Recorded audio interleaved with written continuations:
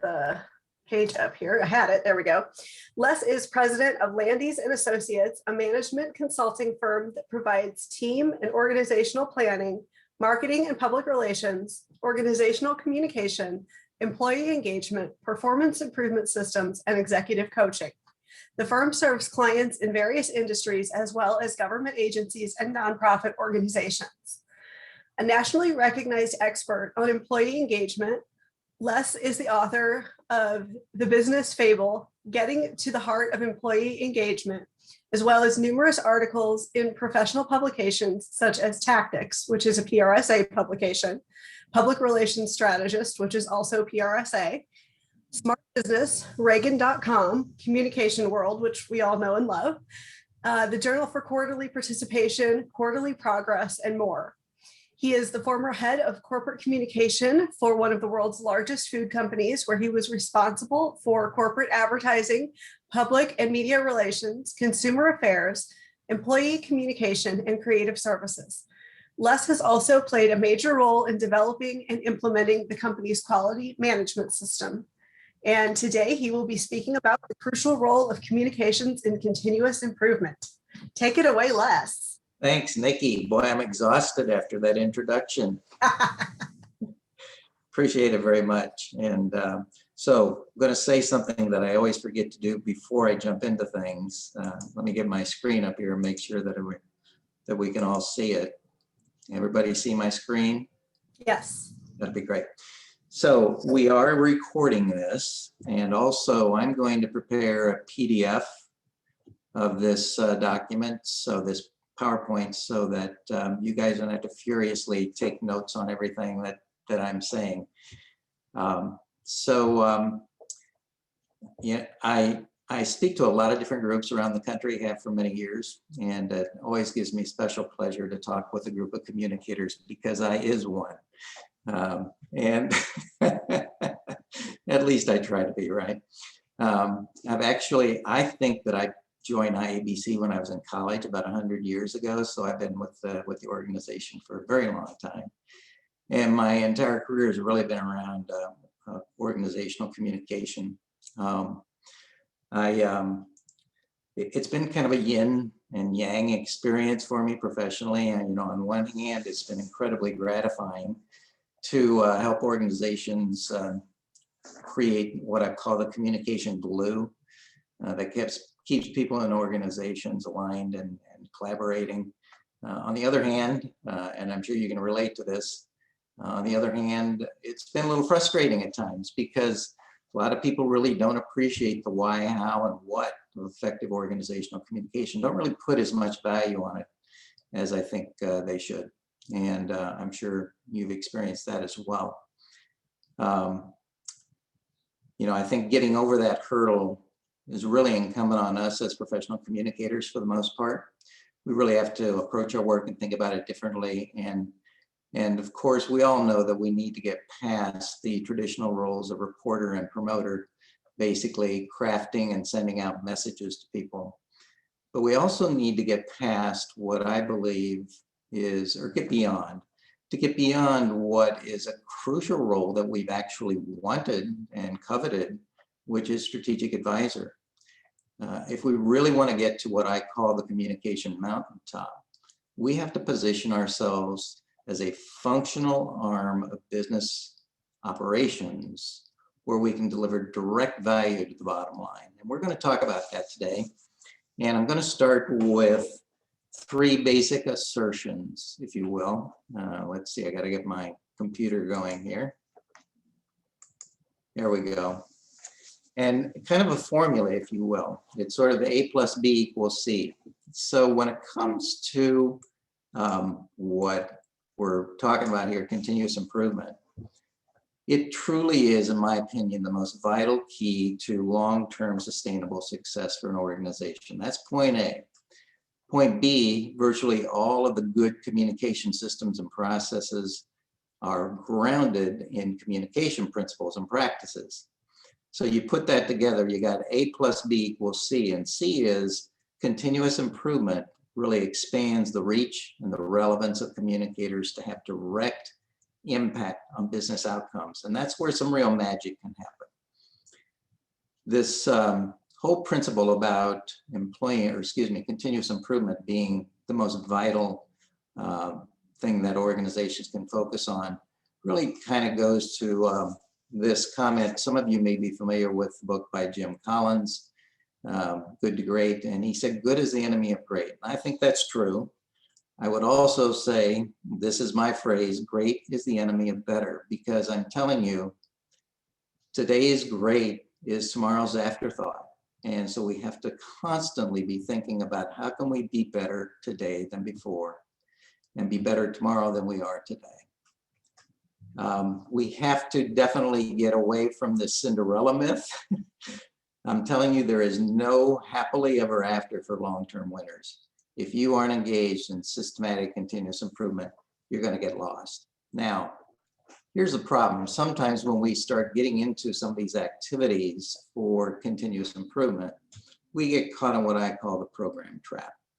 And we come up with suggestion programs and surveys and gym memberships, lunches with the boss, free food, slogans, themes, town hall meetings, employee of the month award. Most of this stuff is okay, except for the employee month award, which I don't think is good for a team. But by themselves, they will never create the kind of systemic and systematic approach to continuous improvement that's essential. If we really want to get past that program trap, what we do in terms of continuous improvement, the essential features is really, it has to be systemic, it has to be substantive, it has to be sustainable, and it has to be safe. And by safe, I mean psychologically safe for people to step up and offer their recommendations and ideas for how we're going to make improvements and to take the initiative to do that. So before we get into the how of continuous improvement, I really want to spend some time here on the why of human nature, because that's really critical in order to understand how we're really going to do this effectively. And so I'm going to really harken back to my book a little bit, and so bear with me. This is going to seem a little bit odd and unusual, but here's where we're going to go. First of all, when it comes to continuous improvement, you'd think, well, we've got an open door policy. We want people to come forward with their ideas, but they're not doing it. And so why employees don't take action on their own? Well, take a look at some of these things. No one cares, too hard, I'm busy with my work, I might get in trouble, don't know what to do. We've all heard these kinds of things, these bubble things that are popping up in people's heads. So let's take a look at what really is going on with folks. Here are some basic truths about people. First of all, people want to do a good job. Nobody comes into work every day saying, I can't wait to get in there and mess up again. That's just not who people are. They also want to be on a winning team. They love being on a winning team. I'm a Cardinals fan, and good Lord, I hope and pray that they can become a winning team this year. But we love being part of that. They also have the innate desire and ability to improve. As I said before, we want today to be better than yesterday. We want tomorrow to be better than today. That's who we are. And we also resist force and uncertainty more than change. You're constantly hearing that we can't make any change around here because people resist change. I don't think that's true. What people resist is having change forced down their throats without having anything to say about it. And again, this is all about communication and continuous improvement principles and practices. Here's a real fundamental truth. If you don't get anything else and don't remember anything else, here's a basic truth about what people really want. It's as simple as A, B, C. They want to achieve, they want to belong, they want to contribute. And the right kinds of continuous improvement systems and processes can help them do that. So I want to get, first of all, next into what I call the big why of human nature in the workplace. And it kind of goes to my book that Nikki was talking about, Getting to the Heart of Employee Engagement. And the real secret is in the subtitle, The Power and Purpose of Imagination and Free Will in the in the workplace. Now, I had spent many, many years thinking about what really can we do to get people engaged. And I kind of got hooked on this idea of saying, well, what's really different about human beings from all of the living creatures on the planet? And so I want to talk about this idea of free will. We've all heard of the phrase "free as a bird," right? Well, the truth of the matter is that birds aren't free to do a doggone thing. Everything they do, from the minute they get a worm till they build a nest, till they lay an egg, till they take care of their chicks, it's all predetermined by a program, and they have no choice. Now, human beings, we have programs too, mostly for the same purpose: survival, safety, comfort. But we are the only ones who can wake up in the morning and say, I know the early bird gets the worm, but doggone it, I'm going back to bed, right? Now, that's because humans alone in nature are able to bypass our animal programs and make choices that aren't dictated by those programs. This is a very important concept for continuous improvement. Now, let's take a look at imagination. I love this phrase from Astrid Lindgren, who's a children's author. She said, everything great that ever happened in this world happened first in somebody's imagination. And that's really the difference between what human beings are and what animals are. With animals, they pretty much look at the world as what is. They take it the way it is. People, on the other hand, are always asking these questions. Why? Why not? What if? What could be? All of that comes from our imagination. Human beings are the only creatures who can conceive of things that do not exist in the natural world, which is my definition of imagination. So here's the thought as I was writing this book that really struck me. There's a crucial connection between these two things. Imagination without free will has no power, and free will without imagination has no purpose. I'm going to say that again. Imagination without free will has no power, and free will without imagination has no purpose. Now you're thinking, okay, so what, right? And here's the so what again when you think about communication, engagement, continuous improvement. Without imagination and free will, people stay stuck in their animal programs doing things the same way over and over and over again, and they cannot excel by definition. And here's the second so what. Adult human beings must have control over the decisions and actions that affect their lives to cooperate and perform at their best. So managers look at this and they say, well, that sounds kind of interesting, but we can't have people running around here with their imagination and free will running amok. And so what do we get caught in, right? Command and control, micromanagement. And I don't know how many people on this program here today like micromanagement, but I don't know anybody.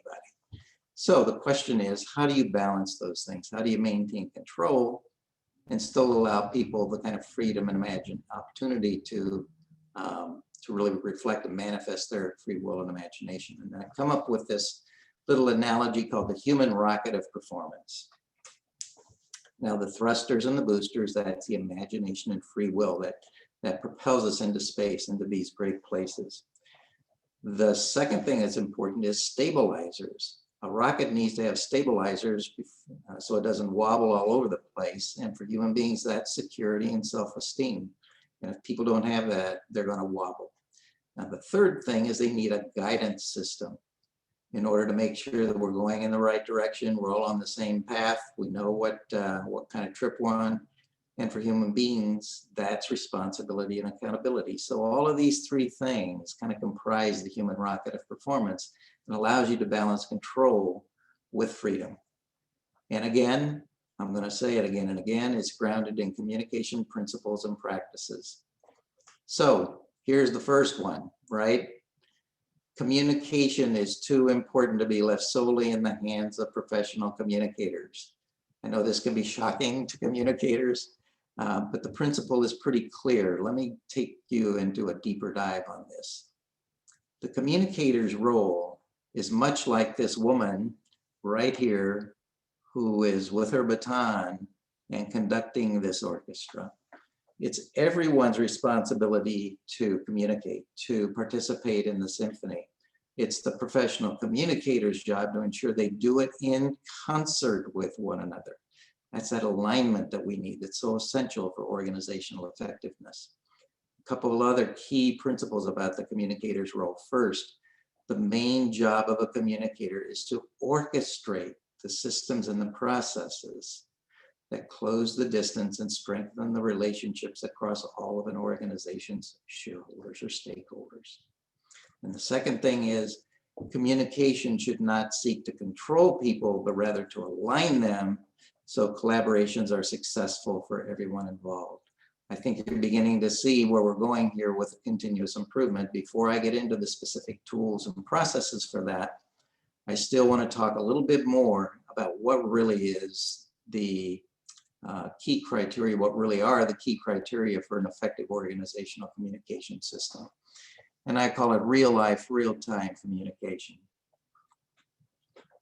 And as you can see, there are 7 main components. First, interaction. Next is speed. Then we have availability of information, which is a policy question. Then we have access to information, which is a process question. Relevance, inclusion, and authenticity. I'm going to take you into each one of these just a little bit.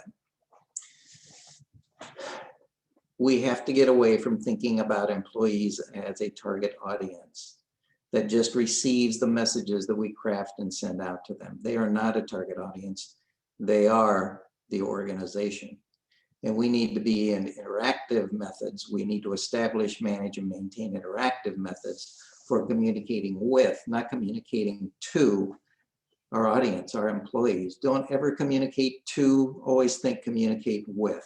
You know, I always get a kick out of people who say what we need around here is more two-way communication. And my question to them is, what the heck other kind is there? Well, and, you know, then they say, well, you know, we're sending out messages, we're doing town hall meetings, we're making presentations. We don't even get that much participation in the town hall meetings. And so we got to make it more two-way. And, you know, here's what I say is that what people call one-way communication is like one-handed clapping. It may move the air around, but it's rarely going to make a connection with people. This whole concept of interaction is so key. Propaganda ends where dialogue begins. Marshall McLuhan, one of the great 20th century communication theorists. And this one I love in particular. People are always talking about we've got to change. We have change management. And Jim Howden is the CEO of a company called Root. And I love this phrase, dialogue is the oxygen of change. Now just think about that. Think how it's saying that if we don't have dialogue, people suffocate through the process of change. So let's make sure we have dialogue. Here's a really nice metaphor that you're going to understand real well because we've all used this, right?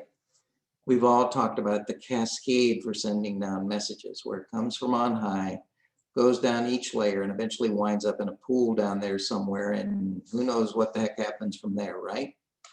Change that metaphor. Instead of that, talk about the interaction. Excuse me, my screen isn't, gotta go back. Think about it in terms of a fountain where the information is flowing up and is flowing down, flowing up and flowing down in a continuous virtuous cycle. So that's the interaction component. Next is speed. There used to be a time when, you know, the monthly magazine or the quarterly meeting or whatever gave us the information we need. Boy, I'm telling you, now it has to happen minute by minute, day by day, and the organizational communication really has to operate at the speed of life. Next is availability of information. Now, this is a policy question. What kind of information are we going to make available to people? From where I sit, the more we can make available to people, the more we can treat them like adults who know how to handle information, the better off we're going to be. It's really going to help them assume responsibility. Now, this is access to information. This is a process issue. What kinds of systems and processes do we have set up to make it easy for people to access the information that we're making available to them? Availability without access, as I say here, is like a key without knowing what door it opens. So you've got to focus on that. Relevance.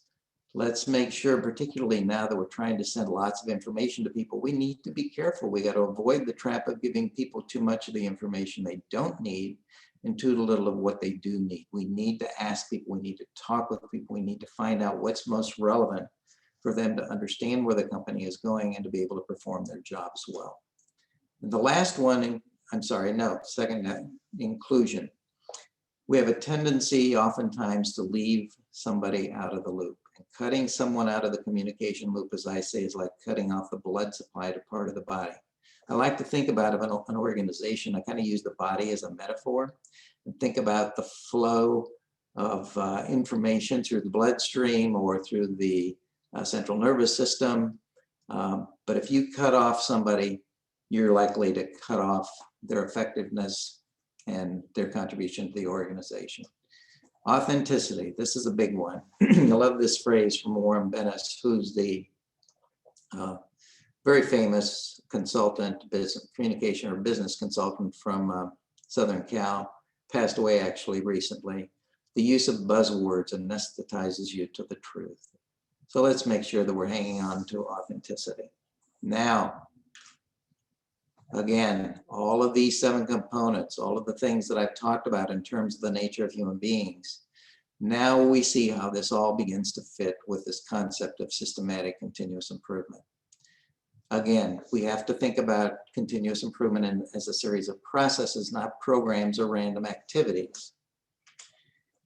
This, by the way, the suggestion box is not, I repeat, is not a systematic, substantive, sustainable process for continuous improvement because it's too random. It's like people put it in when they think about it or when they get aggravated or whatever. You've got to avoid that.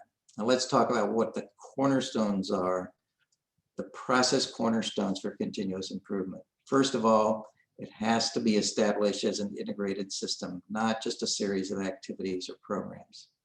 This next one is really key. I want to go back to the analogy that I talked about with human beings and animals. We all have habits. They're good things, actually.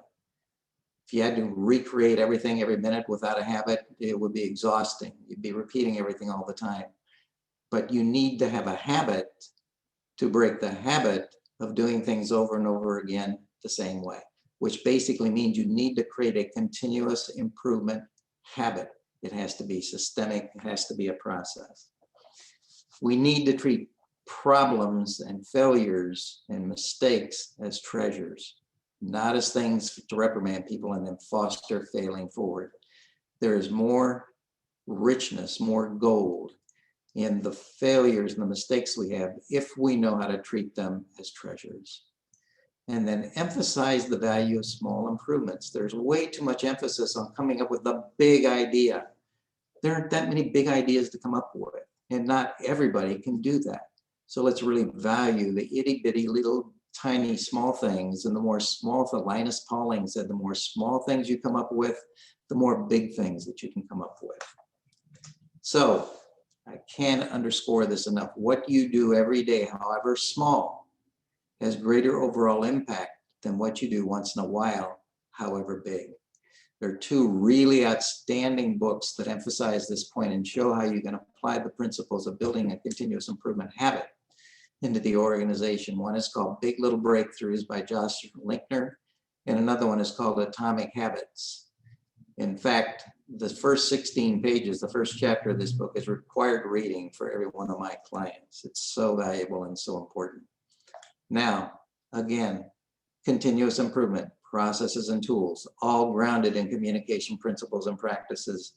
Now let's start taking a look at what some of them are. First of all, huddles and scoreboards. We're going to talk about that. Routine, regular huddles and scoreboards. Kanban boards, they also sometimes are called idea or action boards. The 5S work environment management system. The DEMI process management approach to making sure that our processes are effective and efficient. There's what I call a pre-active improvement process. I'll explain what I mean by that in a moment. We've got constructive accountability instead of punitive accountability, which everybody hates. There's a debrief process that's really cool to help you debrief things that you do. And then we need to talk about interactive town hall meetings. And that's where I'm going to go first. So here's the typical town hall meeting, right?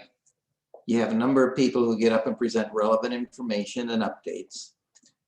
After that's over, you ask if anyone has any questions, and then you listen for the crickets or you hear from the same people every time. Now, I'm overstating for effect, but you get the point. That's where a lot of town hall meetings wind up. Now, here's what I call the interactive town hall meeting, okay? First, again, present relevant information and updates. But here's where you do something a little different. You pose a question for employees to discuss in small groups. It doesn't have to be a long time, 10 minutes tops. And then each one of those small groups presents a 90-second, no more than 90-second response for each one of the groups. Somebody is up there capturing the responses, preferably on a screen, so you can begin to display the patterns that you're seeing. Then after the meeting, you instruct all departments to provide input within 48 hours on the same kind of question. There's something that's going to be happening here. Give us your feedback. What are the issues? Tell us what you think and see about that. What do we have to consider? Then all of that information is gathered and collected in a central location, and you send a report to all employees on the key themes and action items. Now, all of a sudden, you've got people who are really participating, really getting into this activity of the interactive town hall meeting. Now, let's talk about huddles and scoreboards. 5 main steps. Teams meet once a week for 30 minutes. They update the metrics, the KPIs, and examine the stories behind the numbers, because numbers without stories really aren't that relevant. They review new and ongoing improvements. Then they assign offline activities for moving forward. And lastly, we acknowledge and celebrate people's accomplishments and contributions. So, some of the things that you do to display the data, pretty simple. It's like line charts that give you trends on what's happening. Bar charts that allow you to compare things. Pie charts that allow you to show how you're allocating various efforts and activities. So the huddles and scoreboards on a regular basis are key. And here's one of the key tools for this process to work effectively. You have this improvement tracking form. And the first thing you do in the first column is you put a description. You have the name of the person who submitted it. You either indicate it as accepted, rejected, and under review. You talk about the people working on it, status and actions to investigate or implement. You have a submission date, a target date, and an implementation date. And you just keep fleshing this out and building it out over time. Here's another thing, Kanban boards, real simple. Post-it notes, again, what are the stories? What's going on? And then you move Post-it notes into the to-do column. What are we doing about that? What's in progress? What are we testing? What's done? So it's very visual, very simple. Some people even make it smaller than that. They just have 3 columns. To do, things that we're doing, things that are done. Again, it's all about communication. It's very simple to do. So 5S work environment management. This is not just cleaning your house. This is much more substantive. And it's 5 steps to create what's called an intuitive workspace. And the first step is to sort, keep only the necessary items in the right place, set in order, arrange the items to promote an efficient workflow, clean the work area, set standards, and maintain and review those standards. Again, this is a communication flow. Here's just some examples of what 5S looks like. This is a simple one-person situation where you organize the stuff in your drawer. Here's 5S. Look at the office on the left and the office on the right. Same thing in the kind of a manufacturing workplace, organizing everything so it's more accessible. Then you actually lay out places for things to be stored on the floor in the factory. The first step is really what's key, and this is where a lot of the communication takes place. You start by labeling items with tags. You label them with one of 4 things. You're going to leave the item where it is, you're going to relocate the item, you're going to dispose of the item, or you're going to recycle the item. Then you actually set an order. You put things in place. You place related items together. You put frequently used items closer to the user. Arrange the tools and the materials in the order of the use, and place tools in shadow boxes for visual location. I know this looks a bit like a manufacturing tool, but it actually, or a factory tool rather, but it actually works in office settings just as well. Now, the DEMI method for process management. DEMI, Demi Moore, Demi Lovato, whatever name helps you remember it, but it stands for these 4 things: document, execute, maintain, and improve. All of your processes on an ongoing basis. It's critical to be able to do this. And there's huge opportunity for gains on the bottom line. Why this is important is because we're always blaming people for the problems we're having in the organization, when most of the time it's because of bad processes. I mean, bad processes can turn good people into poor performers overnight. So what does this look like? The document part, you start with what is the process as it is now. You just lay it out, and you use really sophisticated tools like Post-it notes, right? You have one color where you're laying out the step descriptions, and then another color where you're capturing the issues, the problems, the inconsistencies, the friction points, what's not working, and what might we fix. And you put those, it kind of looks like this. This is an example of one that I did with a client. All of the yellow ones are laying out the process steps. The blue ones are where there are potential fixes, friction points. The red ones are sidebar activities that they're going to pursue. Then you transfer all of that information to a process improvement worksheet, and you assign it to people. This is just an example of a process improvement worksheet. Again, the step descriptions, the issues and the problems. I can provide these forms to you, by the way, as well, if you'd like. And then there are action items. What do we got to do in order to move forward to make improvements in this process? Then you get to documenting the new process, the new and improved process. And that goes on this form, a process documentation form. This is the new process. Then we create a process playbook. You start with the table of contents, you prioritize the processes that are going to be documented, you assign leads to them, schedule and assign the processes that need to be documented. So have this process playbook of the things that you want to review. Then you execute. You finalize and align this with the affected people. Make sure they're all on board, and you implement the new process. You monitor and maintain it. Check after 30 days. Maintain a periodic review to ensure that the process is on track. Then you get into the improve component. You fix what's not working when the process fails. You make adjustments when the new ideas emerge.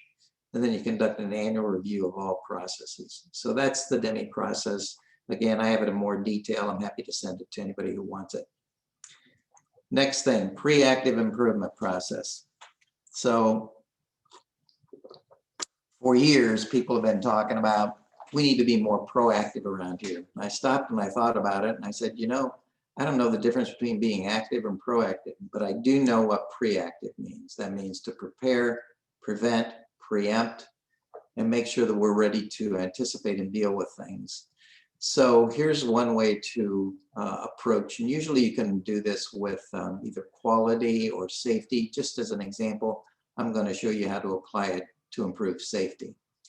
So the managers and the supervisors, they meet weekly to anticipate areas where safety incidents are most likely to occur. Now, where are they getting that information? Well, prior to the weekly meeting, those managers and supervisors are going around to all of the employees who report to them, and they're saying, where are we going to have an accident next week? Next week, that immediacy, it's what's really key. Then at the end of the meeting that the managers are having, they pick one action item for everyone to focus on during the following week. They go back to their teams, they inform the team of the safety focus for the following week, and then they talk about ways to avoid potential incidents. So everybody is thinking about that this week, right now. Let's make sure we're avoiding that. Then what you can do is once a month, you can expand these weekly meetings to review kind of an overall monthly performance on key safety indicators. So the likelihood when you do this, the likelihood of the incident that you've identified for the week to happen is almost zero. The benefit, the bonus is that everybody's thinking about all the little things that they thought about, or even the big things that they thought about, other things as well. So this process is incredibly powerful. You don't do it forever. You do it for maybe 3 months or so, but do that on a weekly basis. And now all of a sudden you're creating a safety mindset instead of just having people looking at posters on the wall that say, let's be safe this week, or even putting up, it's been 105 days since our last accident. What does that tell us? So this process is really a highly effective one. Constructive accountability. This is a big, big thing for me. Too many times we get engaged in what I call punitive accountability. People get beat up because they aren't doing what they're supposed to do. Well, if you go back to what I said before, virtually everybody wants to do a good job. Nobody comes into work saying, I can't wait to screw up. Now, it requires the team to take responsibility rather than a supervisor and the employee for accountability. It's joint team accountability that we're looking at using this PDCA cycle that some of you may have heard before. It's typically called plan, do, check, act. I've made an adjustment. I call it plan, do, check, adjust. And so you begin by the planning. The group gets together, they establish goals, they make clear and credible expectations. They know what they're going to check when they get down to the check phase of the PDCA cycle. So they execute. Now you get down to the check phase and all of a sudden somebody hasn't done what they're supposed to do. Now, what do you do about that? When there's a performance shortfall, the first thing is you ask what got in the way instead of why didn't you get it done? What got in the way? That assumes that people wanted to do it, but for some reason, something got in the way. Next, you have a conversation about the correctable causes to get rid of that thing that was in the way. You renegotiate, you reset commitments and the goals and the expectations if you need to. And then this last critical question, you ask people, what additional support do you need to ensure that you get it done this time? Now that tells folks a couple of things. First of all, this is a team effort. We got your back. It also says, next time, don't show up without having it done unless you've contacted us in advance. So when you're doing this, you're really engaging constructive accountability based on the premise that people want to do a good job. And that then allows you to make adjustments either in the things you're checking or the planning or the execution. So let's talk about this thing called the debrief process. It's actually 3 steps. You complete a project, you complete some work, and you say, okay, step 1, I like, and here that phrase taps into positive emotions and sets an optimistic tone for building on the strengths and making needed adjustments. Second step is I wish, which allows sharing feelings about problems and shortcomings with supportive intent and productive critique. Then number 3 is what if? This will foster the freedom to imagine some potential solutions and get open input from multiple perspectives. So I'm going to show you an example of how we actually use this with a specific client. It's an agency, it's a government agency that provides support to partner agencies. And so step 1, this is for their partner agency site visit. I like how they followed our outline for what we wanted to cover. I like the way they showed us their performance data. I like how we put them at ease and created an atmosphere of openness. Okay, so what did you wish? Well, I wish we had more time to learn about the challenges they're facing. I wish they had more clarity about their plans for the future. I wish they had better direction on boosting advocacy in their programs. Okay, so what if?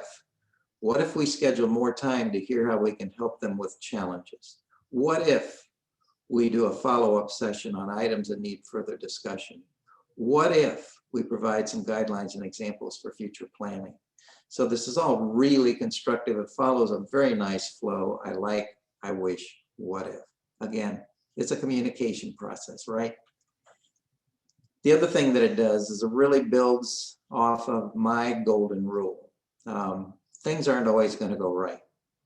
And I've had a phrase for many, many years that people seem to like and repeat. In fact, this one organization called Gateway to Dreams liked it so much. It's a nonprofit organization. And they said, can we make this into a poster and sell it? And I said, sure, go ahead. But this is the statement. Always treat people as the source of the solution, not the cause of the problem, even if they are the cause of the problem. And there are lots of reasons for doing that. One is obviously we all make mistakes. But I think the most important one is that when you treat people as the cause of the problem, what happens to them? They get defensive, right? Nobody in the history of the world has ever done their best work when they felt defensive. So always treat people as the source of the solution, not the cause of the problem. And this constructive accountability method, this debrief method, is one way that you can really get there. I really want to emphasize this point. It's one of the most important phrases I've ever read. It just knocked me dead when I saw it. And it was from Gretchen Rubin in her book, Better Than Before. As I talked to you before about habits, we have habits, they're important to have. You couldn't live without them. So they're wonderful servants, but they're terrible masters, which is why you need to have the habit to break the habit of doing things over and over again. It has to be built in. It has to be systemic. It has to be substantive. It has to be sustainable. So habits are wonderful servants, but terrible masters. Don't let your habits master you. Be the master of your habits through a continuous improvement system and process.